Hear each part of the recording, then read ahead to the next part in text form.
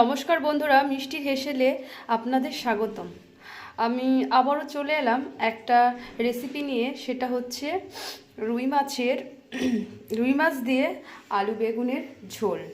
তো এটা বানানোর জন্য আমি একটা মশলার পেস্ট বানিয়ে নিয়েছি। সেটা হলো আদা আর জিরে, কাঁচা লঙ্কা বাটা, আর এখানে বড়ি নিয়ে নিয়েছি। এর মধ্যে একটু বড়িও দিয়ে দেবো। কড়াইতে তেল দিয়ে দিয়েছি, তেল গরম হয়ে গেছে, ভেজে নেব।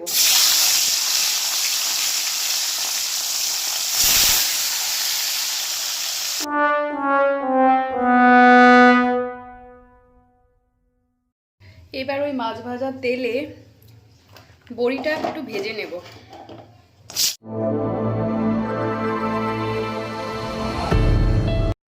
এবার ওই মাছ ভাজার তেলে আলু বেগুনটাও আমি ভেজে নেব।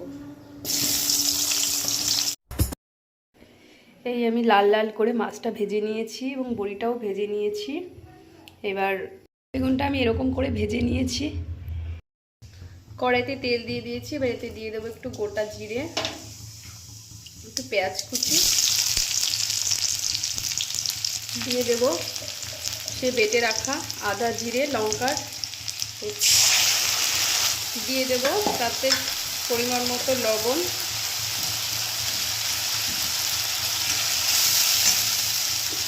দেব হলুদ,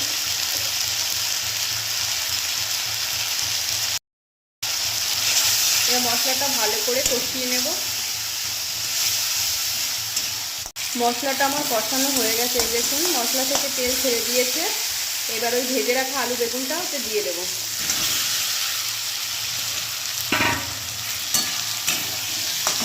দিয়ে আরেকটু ভালো করে কষিয়ে নেব।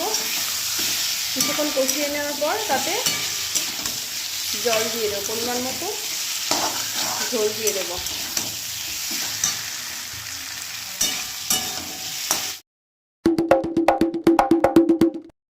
ফুটে এসেছে। এবার এতে দিয়ে দেবো ভেজে রাখা মাছগুলো,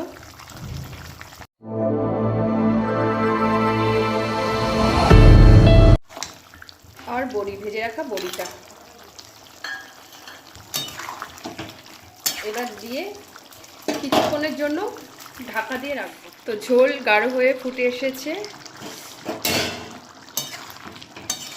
এবার আমি এটাকে নামিয়ে নেব। তো তৈরি আমার আলু বেগুন বড়ি দিয়ে রুই মাছের ঝোল।